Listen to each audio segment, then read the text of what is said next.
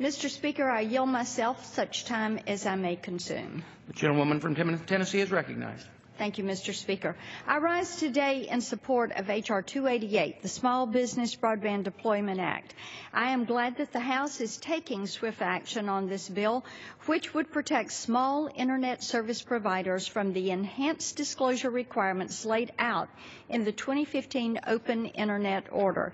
After adopting the Open Internet Order, the FCC recognized the importance of exempting small ISPs from these enhanced transparency rules and subsequently granted a temporary exemption to broadband providers with fewer than 100,000 subscribers.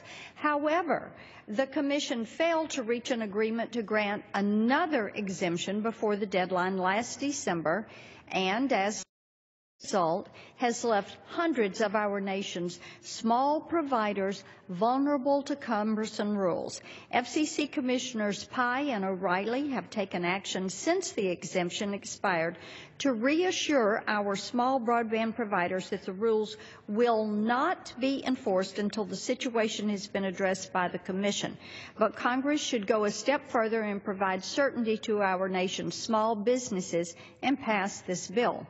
Rather than a one-year exemption to the enhanced disclosure requirements, this bill would exempt for 5 years broadband providers with fewer than 250,000 subscribers from the enhanced reporting obligations, providing them with the regulatory certainty to invest in their business. At our hearing last January, we heard from multiple witnesses just how cumbersome and burdensome these rules are.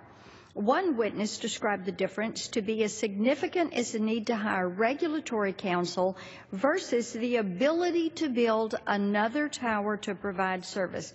For a small business in a capital-intensive industry, that could be the difference between getting more people connected to the Internet and going out of business.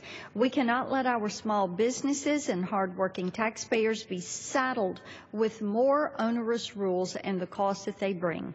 In addition to regulatory relief for small ISPs, the bill adds certainty for our nation's small ISPs by extending the exemption for 5 years.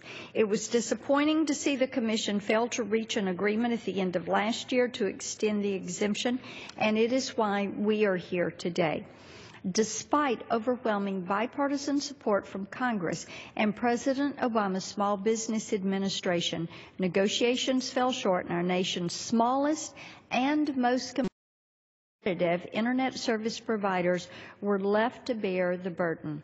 In today's 21st century economy, we need to do more to encourage connectivity and this bill embodies that spirit.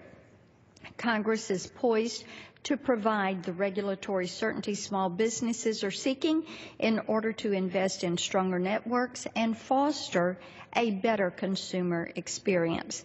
I want to thank Chairman Walden and Mr. Loebsack for acting quickly to reintroduce this legislation, and I urge all of my colleagues to support the common sense measure.